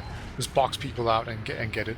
So a really convincing round there, a much faster one than what we saw before. It's going to be 2-1 in favor of Se7en, so they are back up on top here. But this is still anyone's game. These middles have been very weird and diverse so far. Can't really predict what's going to happen. So yeah, it's still anyone's game. Yep, and on this mid, my dude, Captain goes in really deep and isn't able to connect. He's going to get cleaned up, and that's both soldiers down for Se7en. This is a good position for Ascent to be in for this mid, but Tiger cleans up Drak. Drak flew too close to the sun and does get cleaned up. Scout on the medic. Tiger, Ams manages to go through lower, get that frag. Tiger on solo HP manages to get Ams, just proving he has a superior DM, but full advantage for Connor and his team. I don't think AMS cares about the DM. I think he just cares about the medic pick there. That was all they needed. 100% advantage here for Connor. They're just waiting for some extra players, I think, to spawn to really just move in here. They want to make sure that they don't leave themselves open to have a soldier just drop down on the medic. There is a soldier waiting up top, but yes, he has spotted it out just perfectly. Just the two soldiers up there just waiting. Oh, can we please just drop down on this medic? No, you can't. So now we're going to see another sentry and another pyro in here for Se7en, but it's not going to be a level 3 just yet. Oh, it is. Never mind. He started building up really early, but here it comes. But the pyro's not near the sentry gun. It just goes down immediately. Yeah, really nice push on through Shutter. They get Tiger as well as another pick. They are in a good possession once again. Se7en though. No, Raven's just completely trapped in. They get Domo as well, and that's two. It's round for round right now. It took a lot of time, but now we've got the ball rolling, and it's just going so quick. And a really important point here for Ascent is that they definitely seem to be getting the better of these mids, and I would especially point out that Elikor is being able to get in a ton of damage early on because he doesn't feel as threatened. You see Domo doing a lot of really passive sticky traps where he just kind of makes sure that he doesn't die. And yeah, sure, he doesn't die, but he doesn't get in a ton of damage either. So it's kind of interesting to see how that works out. And Ascent just ends up getting a lot of momentum off of that as a result. Yep, and on this mid, like, Drak really far behind, manages to actually just cause the Se7en team to push out. They don't want to risk fighting. They've lost both their soldiers once again, but they're re-pushing through Big Door right now. Domo just dealing a lot of spam onto those players, and Ascent, nice return, nice retort. They're trying to push them out, but both teams, Se7en's going in for a play, trying to get some directs onto someone. Not able to do it. Going to take that damage, but Connor with a nice arrow saves his teammate. Doesn't work twice, buddy. They're well aware of it, and it gets cleaned up. Yeah, fool me once, shame on you. Right, but, oh shame, but whatever. As back to see Raymond, like I thought he was buffing up some players here to send in, but it looks like Se7en are just kind of comfortable with sitting back here. Okay, they've rotated into Big Door, but so far we don't really see a whole lot of results. So both teams settling down, getting some buffs, just making sure that they don't get forced themselves, and then they're just gonna get in here and maybe set up some sort of play. Again, Ascent, they could try and pull a Tiger. They just send a single scout behind, but that's kind of Tiger's thing, right? So maybe they won't do that. But here comes the soldier. Yeah. Oh yeah, Se7en's in for a really nice attempt. I thought he was going to actually land something, but he gets cleaned up. Se7en, those scouts are just terrifying. Bastaki with a nice skip jump through Big Door. Goes for the play, but doesn't manage to connect onto Connor and will get cleaned up. So soldier for soldier here. This does mean that there's less spam, so this is a good time for a scout to maybe make a play. And we do see some movement in Big Door here. Elikor is really far forward, trying to land some random pipes, but he will find a random kill onto himself. Walked into some stickies, and AMS getting taken down as well. So now it's a 2-man advantage for Se7en. They would definitely use that to just move in here and try and bully out as many people as possible. Drak trying to get out in Big Door. You know, that is kind of his domain, but he will not be able to get there in time. Yeah, Talash has gone in behind. He's now in lobby. Some really nice jumps and movement from him to actually get all the way up, and he's just tried to rejoin his team. It's not going to be safe for Credu to chase much further, and Ascent really need to backpedal there on an equal Uber situation. They need to be careful of any backs as well, as Credu does go down. They're fighting embattlements, but Connor all alone as well. And they have an exchange, but this is not good for Ascent. They really need to bully them out. They really need to work on these soldiers just spamming away. Raymond's going to get trapped in. Connor's still alive, but Elikor takes a lot of damage, dies to full damage. 7 players all over the shop, and they have made it 3-2. My God, this is intense. That Uber exchange was just really, really bad for Ascent. They got forced so early up top by Captain, and then they even dropped players in the Uber, and then once the Ubers collapsed, Se7en's Uber was just way superior, and they managed to be in a situation where they could play the point as well, so they could get the Ascent players out of position as well, and then they just kind of traded pretty evenly and they won it out.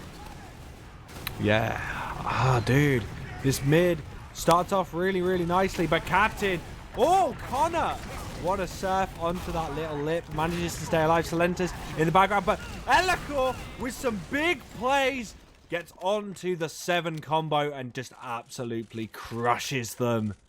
My gosh, Elikor. Forward. Yeah. Like, Elikor has been so good on these mids. Like, even when he doesn't make a big play like he did here, he's still doing so much damage. I will say Domo is actually doing a lot better. He is kind of getting... he adapted a bit, and we actually see Stark behind here, the demo man. So he's kind of locked some players out in choke, but yeah, it actually works out really well. So Credu and Elikor move forward, and Stark got in behind and actually locked them out of the choke. That will allow Se7en to move forward here. So a really good play there by Stark. Look at this wraparound though. Like, if Drak can get the Oh they no, this abandoned is it. not good. They abandon it. They decide not to go for that. But the 7 players want to chase the people that are in choke right now. Tiger does go down. Sadly, his killer does die to full damage. And Arms gets cleaned up as well. 7, nice turn back. They get the frags. And now it's backpedaling constantly for Ascent. But Credu creating a nice distraction will give time for his team to respawn and maybe even mount a second hold. No, not able to do so. They're just going to have to set up on last.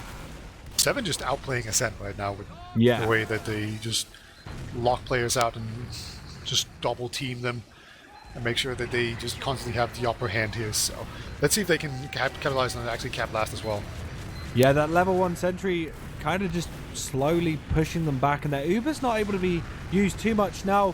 What Ascent really need to do is do exactly what they're doing, fragging 4-5. Tiger the only one left, unless Tiger does something absolutely insane. He takes a stick from Elikor. He's in water. That's insane. He got splinters. He got Sill. Yeah, like 28 HP underneath. Arms just goes and cleans him up with one shot. Finally, but that actually wasted a ton of time. So now there's going to be some respawners we usually stock on Spy, so he could potentially backcap or even get a medic pick, something like that. So it definitely worked out pretty well, considering how badly they messed up that push there. But yeah, crucially, they did mess it up. There's 3 minutes remaining, and Ascent, they are now in the driver's seat. Starkey. What's Starkey doing? He's behind. He's just going to get a backstab onto Drac. They're well aware he's there now, but he's created once again just a little distraction. He's now rotating, seeing if maybe he can get something else for his time. And he's got quite far in right now, but Se7en spamming that area. Starkey rotating. This Spy play is really interesting. He's sticking on it for a long time, but whilst that was happening, Ascent manages to push out 7. And we're going to see them having mid. They're looking constantly for Starkey, as Starkey's going back to change to Soldier. Yeah, at some point it's just not worth playing Spy anymore. They're too aware of you. And they got the Uber out of there. When you have an Uber advantage, you don't really want to be stuck on Spy. It's not a very useful class. You'd much rather have a Soldier than just fly in and capitalize off of the Uber advantage, maybe cat some players out. So what Ascent is doing right now is that they are trying very desperately to set up here so they don't get Ubered on. And actually 7, they're going to be a bit more passive here. They're going to just go back. They know they're ahead 1. It's a 1.5 minute remaining-ish in this map, so they don't want to take any big chances. It makes a lot of sense. And Ascent, they kind of have to move here. So 7, if they can just utilize this defensive advantage, they will win this map and this match. Yeah, and what's actually been done right now is Ascent really need to be aggressive, but they had their Ubers forced. 7 holding really nicely. Well, it was an exchange. I didn't actually see that on Raymond, and things are kind of fizzled out. Post-Uber fight is kind of what Ascent are playing for. Arms all the way in the background, maybe trying to create some sort of distraction, but Ascent pressuring on Big Dog. Domo takes a lot, but the Arms goes in, but they've got a player behind as well. He gets cleaned up. 54 seconds left on the clock. Ascent really need to start doing something here, as Domo's both, so weak. so's Raymond as well. They get Domo. Raymond just trying to kite it. Se7en's going down, but they're cleaning up players.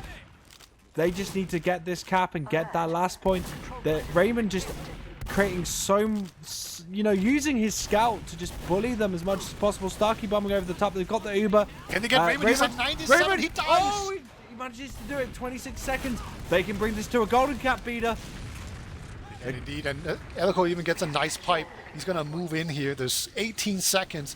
There's going to be some players here on last, including a demo man. So they need to get these stickies off the point. There's a pyro trying to just air blast everyone. There's 10 seconds. They're putting pressure onto the point. They actually get a golden cap. Unbelievable. I can't believe they actually managed to pull that one out. Holy hell. 3-3. This is everything Snakewater was robbed of us last time around, isn't it? Oh, this is it. This is going to be. That's so close. We've seen so many close matches between these two teams, and we're going to be going on to the golden cap. Shall we see if we've got time to look at the L logos? Sure. Like I don't know if they're I gonna doubt be on. it. I don't know if they're gonna be on screen or not, but yeah, we can at least look at them. Seeing numbers is cool. And once again, I can tell you that it's very, very close just looking at it. So it's 3-3. Mids were overwhelmingly in Ascent's favor. I really do feel like Elicor was just bossing those mids and having a huge impact. Actually, Domo went 8 for 12 and had relatively low damage. So Domo really struggling there, and not just on the middles. So that's definitely a takeaway from that. But if you just look at the overall damage and the overall kills, it's very close, with about 1,000 damage separating it, with Ascent being ahead, and they have 3 more kills as well. But Connor died 1 more time than Raymond, and overall it's just extremely close. That was such an intense game. They've actually got a player away. Oh no, he's in spectator right now. Let me have a little look. So yeah, some really good work from Tiger. Actually, he won so many 1v1s. Like there's a lot of situations where we thought he was going to die and he didn't do so. But Ams also, I've got to say, some of the plays and the positions Ams got himself into, gorgeous, man. It's been such a close series and such a we get to the upper brackets and I feel like the upper brackets are always something where it's kind of always one-sided. Do you get what I mean? It's kind of like everyone's waiting for the final. No one's really holding their own against like the top team. But right now, it just feels like we're gonna have such a close final. Yeah, I can't wait. But why settle for a close final when we can just have a really close upper bracket final here as well, right? We're in it right now, baby. This is as good as it gets, I think, and we should. I'm just gonna enjoy it while it lasts. But going into this, like Ascent having the better mids is definitely a good thing, right? When it's only 1 rounders and you consistently win mids, you're feeling pretty good about yourself, because I can't remember the stats exactly, but like whichever team wins middle are like pretty favored to win the round. It's like 60 or 70% or something, like just from winning the mid fight. Then you're really likely to win the round as well. So that alone is a good indicator of who's going to win. And yeah, just the fact that Doma has been really struggling on this map is definitely some good things for them. But I also think it's worth noting that whichever team tried to outmaneuver the other one and do some sort of fancy wraparound, they just got punished really hard, and it happened to both teams. So it just seems like Gullywash might just be a bit too small for that to really work out properly. I think if we were on Snakewater or Sunshine or something like that, a little bit bigger map with the longer travel times, maybe those kind of plays would work out better. But on Gullywash, they just don't have the time. The team can just rotate too fast for that to really be an option. And I feel like both teams have kind of realized that. I haven't seen any similar play being attempted since they both failed at them.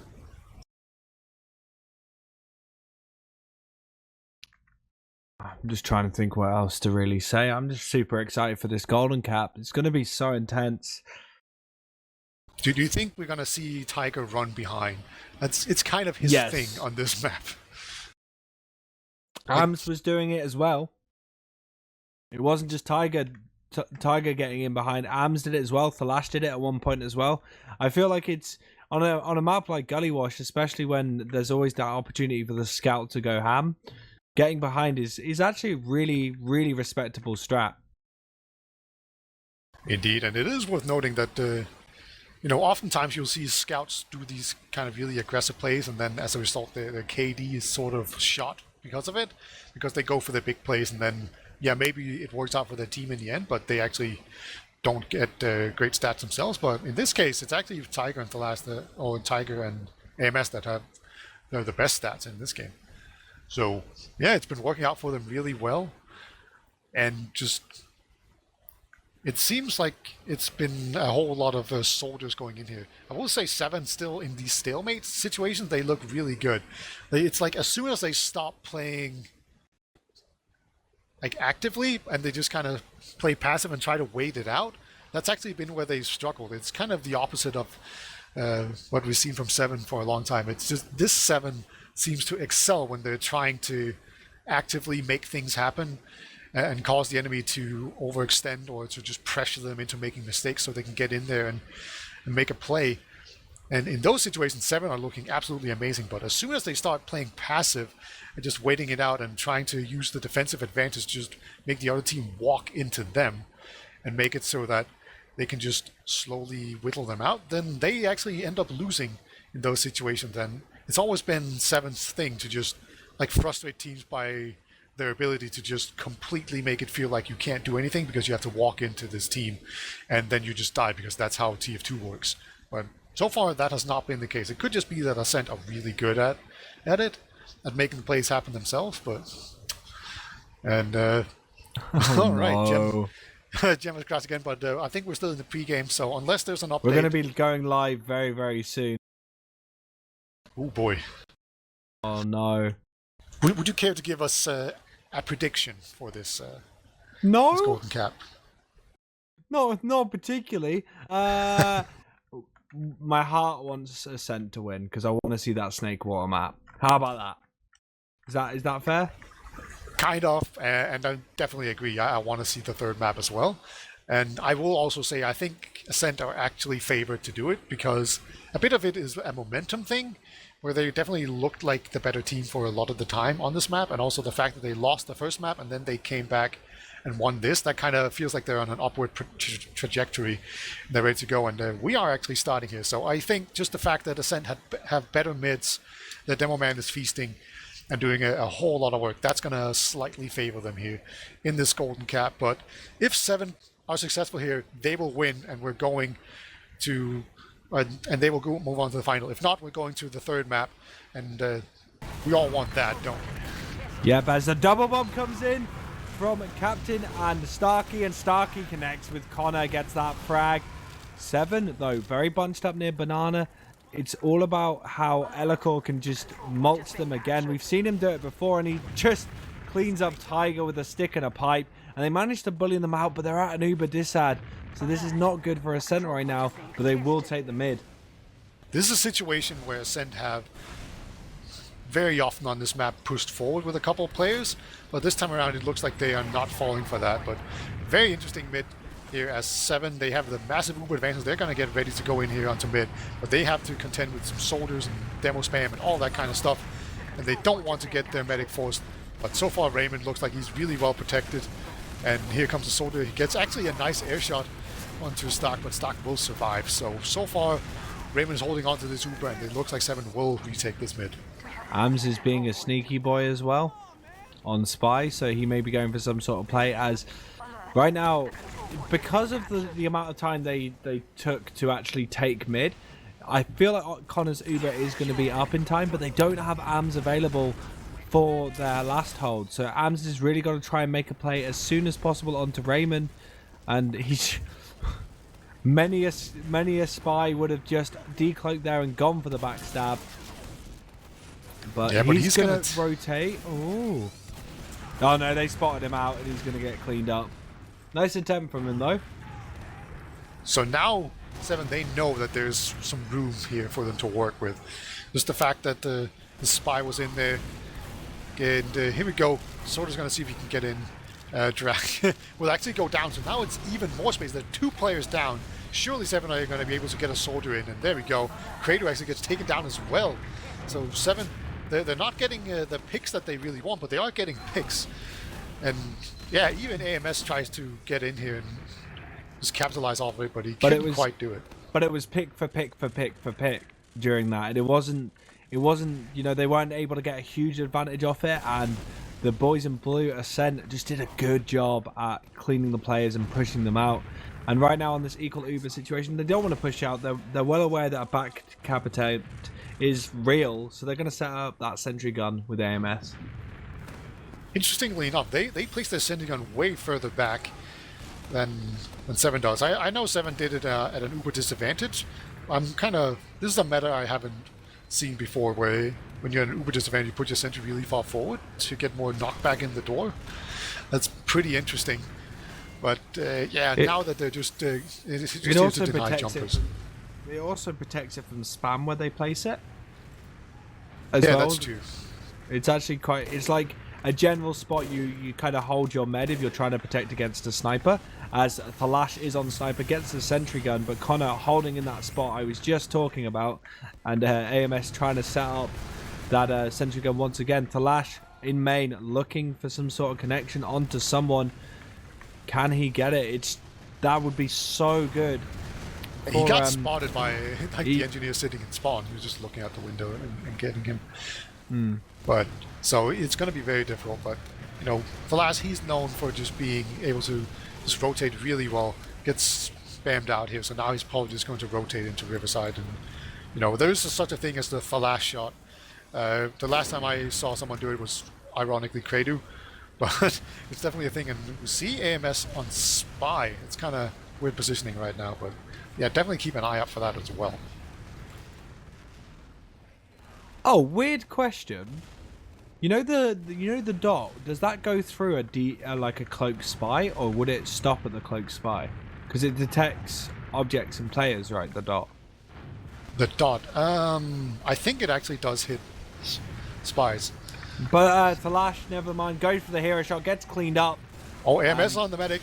Just going to uncloak in front of him. Hit a single revolver shot, but no. Starkey's there to save him. So yeah, nice little attempt there. AMS just having good patience. That could have worked out. I really do like the way he played that out. Just didn't work out. That's kind of the nature of Spy. Sometimes you do everything right and then it doesn't work anyway. And Stark's going to move into Riverside here, see if he can take down the sentry gun, but nope.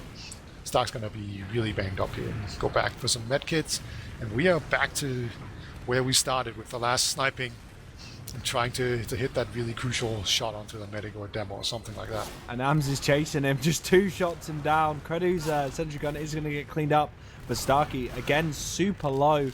And this is not a bad time for Ascent to start putting some pressure. They did lose AMS, who went a bit too far forwards, so we may just see a classic reset in the situation, but never mind. Captain goes in on Connor. Connor Tiger nearly gets dropped. Yeah, that was a really good force. Like Tiger was in there as well. We can see a soldier onto the medic of Raymond. Raymond's go down to 50 HP, and Nurse, he does hold on to it. That's really huge. And man, Se7en, they're so good at getting these forces in. Just the soldiers, they're always looking for them. We actually have AMS on Pyro, so they're getting ready for the Uber push. Yeah, they've got this full Uber advantage, so this could be the final nail in the coffin for the time being for Ascent, and Se7en may be able to get onto the finals of ETF2L Season 31, but they go in with the Uber on. Nothing really happened. They didn't really connect with anyone. They just rotated really nicely. That was really well done. I was expecting more frags or a bit of denial, but they get captain with Kredu on the Putis. They're going to spam players out. AMS gets picked up, but Starkey goes down as well. Tiger going down. This is not bad at all for Ascent. Nice hold, and they're going to be able to push out off that. Domo did manage to escape here with his medic, so there's both an Uber and some sticky traps here to slow down everyone from Ascent. And Connor has gone down. Wow, if the last just goes in there and takes him down, that's so huge. That means that this repush is not happening and Raymond will be at an Uber advantage. Yep, and Thalash actually gets picked up, and the Ascent boys back on their last spot. Connor just comes back, so he's not going to have the Uber, and the Uber advantage is fully in Raymond's favour. So Se7en again have another attempt to finish this one for themselves. I really want to. It was so weird why Connor was just alone like that. That was like Flash just kind of ran in and killed him. It was so odd. Drag tries to be a hero, see if he can get the Forza. He actually does get the Forza, so this is not a good Uber right now. But if they can just get enough kills, this could work out anyway. Yeah, and they've managed to get Slentes down. Elicor's going down. Tiger's onto the point. This is going to be it. They're going to get on to the final, and Se7en. Congratulations, commiserations to Ascent, but it's their journey is not over at all. But what a game! It definitely feels like Se7en was the better team, but only by like 5%. So it was extremely close, and it just worked out with the maps today. And then they had a a bit of luck there in the end. And I still want to know what happened to Connor there, just with the last just picking him up. That was some odd stuff, that's for sure. But big congratulations to Se7en. They will be the favorites to they will be going into the final as the favorite, whereas Ascent, they are going to have to battle the winners of Feint Gaming and They're Swift. taking the long route. Yeah, they're just going to warm themselves up some more. But they are going to be against Feint, and let's not discredit Feint. Feint are a fantastic team. It's been one of the closest seasons in a while, and we may see an upset. Like, how close was the game between Feint and Ascent, you know, when we were casting the Se7en versus Swift? Do you know? It was okay game. Like, I don't think it was super close, but it was an alright game. It was a very entertaining game. But Ascent definitely looked like the better team throughout, and it was never really in doubt. Like, they were kind of, I think there was like 2-2 on Snakewater at some point, but it still looked pretty safe for Ascent, in my opinion, at least when I watched it back. So, yeah, I would definitely consider them the huge favorite. But Feint is also a bit of a weird team because it just seems like sometimes Ali just doesn't care, and then just throws, and then they're so much worse. But when Ali does care, they can be an absolutely fantastic team. Yeah. It's one of those things. We will see when that gets set up. But congratulations to Se7en. Got themselves into the final. Commiserations to the boys in Ascent. But I don't think this is the last we're going to be seeing of them. And I really hope we get to see them at LAN. I know I mentioned it before, but thanks to our sponsors, Copenhagen Games, as well as STN Trading. Got to get those sponsors in, you know. Oh, yeah. Absolutely. Oh, or maybe they have Eames. I'm pooped. What? What did you just say? It's an expression. I'm really tired. I'm pooped. Okay. I thought you said you pooped. I was like, oh, okay. You should go take care of that, man. No judging. Maybe a little. Oh, I've got a story for you after the cast, actually. Oh, that's TFTV after. Yeah, that's after dark. Oh.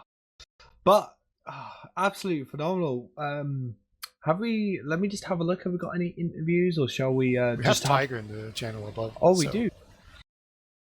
I'm gonna pull him in here. Yeah, let's just have a conversation with Tiger. If anyone else decides to join, we'll speak to them. Welcome, Tiger. How are you doing? I got muted. How's it going? Pretty good. Pretty good. So coming into this was sort of a cage match, something that we were all looking forward to, and you guys did not disappoint. Like, even though it was 3-1 to you guys on product, that felt really close. There wasn't much in it at the end. And how are you feeling that entire game? Yeah, pretty good. It was I think it was more like we expected to win, but obviously with Domo, it's the main caller's not there, and we've just been getting better and better with Domo. So I think now we're like just comfortable in winning now. I don't think it's going to be a problem anymore. Yeah, Domo actually did a lot of work, especially on that product game. It was a real pleasure to see in all shapes. Yeah, it was good. It was a really good game. Both games were. We actually will. Let me just drag him in. We have AMS as well. Oh God, no! You do it, Beta. I've accidentally screwed stuff up. Hello, AMS. Welcome. How you doing? I'm good. Good. So, let's talk to you, AMS. So coming into this, really close first map. How are you feeling? Kind of against this matchup against Se7en. Yeah, I thought we were pretty prepared. I thought we would play close at least.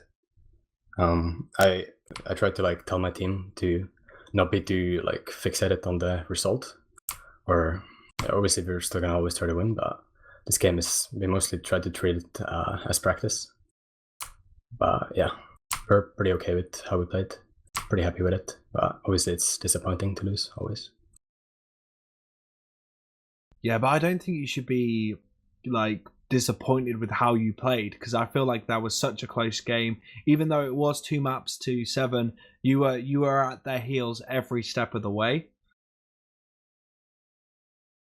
So what I kind of want to move on to that is, so actually, Beer, have you got any questions about the maps and stuff like that?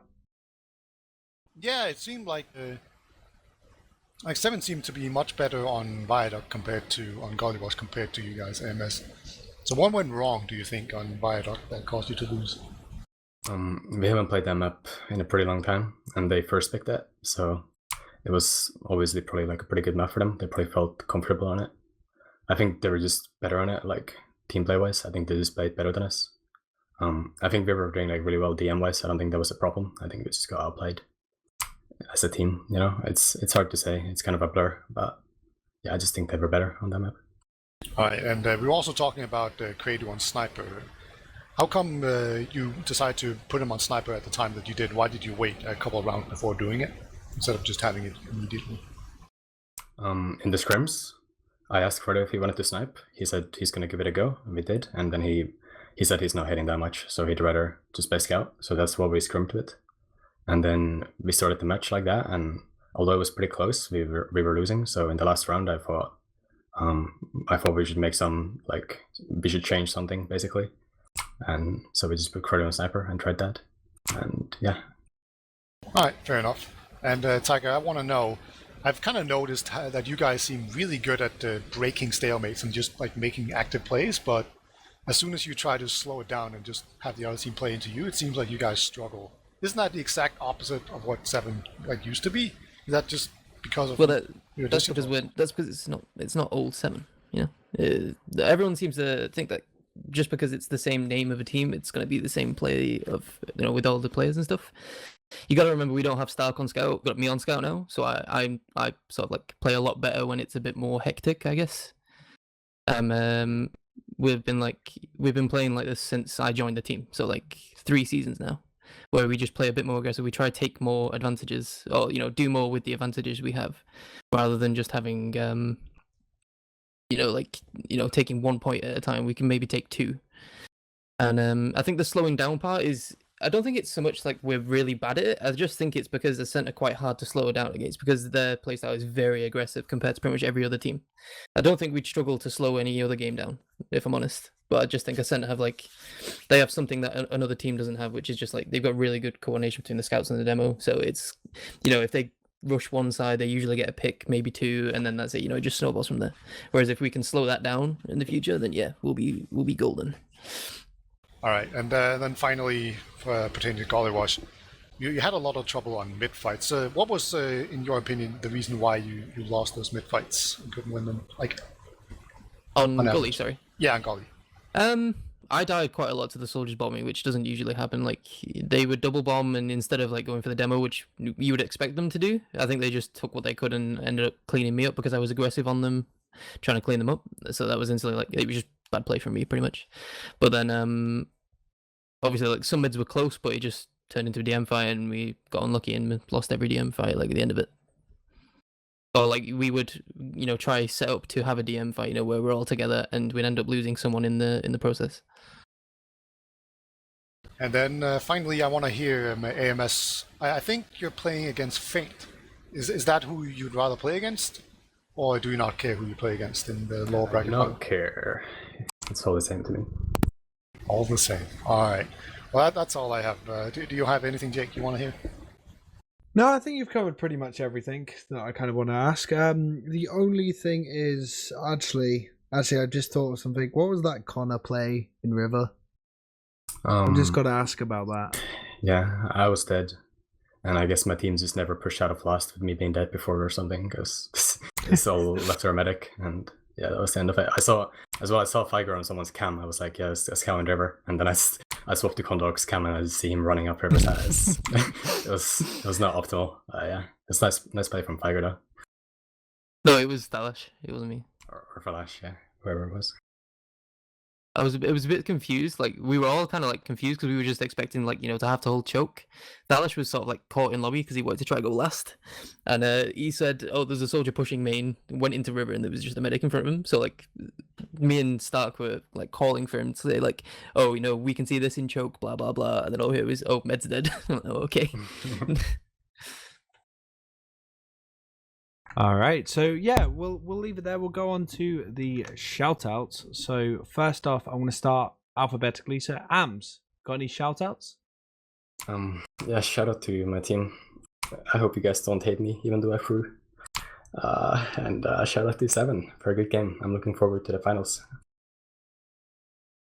Oof, so confidence in yourself for the Feint game. Of course. Good. And next, Tiger. Shout out to Ascent, all the interesting games. But yeah, I think shout out to the casters and everything. Been really good this season. Thank you. Beta, you got anyone you want to give a little shout out to? Yeah, I guess our sponsors, STN Trading and Copenhagen Games. Obviously, the winner of ETF2L will get free rentals and entry into the tournament. That's a pretty cool prize. And then, other than that, I don't know. Check out my YouTube channel, I guess. Danish Action Hero. Yeah, for great frag I think videos. that's the first time I've ever shouted that. Yeah, that's the first time I've ever heard you self-promote yourself. Yeah, But feels yeah. bad. I'll take it away with a couple of shout outs. I'm just going to shout out Lucky, Poison, and Blobchap, as well as Prawn. I'm going to shout him out. And yeah, thank you everyone for watching, especially the teams as well. That was an amazing match. I've been Jake, or Koicast is my username, and I've been joined by Gemm on production and Beta as my co-caster. And we will see you in the next part, which is the lower bracket final between the boys in Feint and Ascent.EU. So thank you very much, and we'll see you later.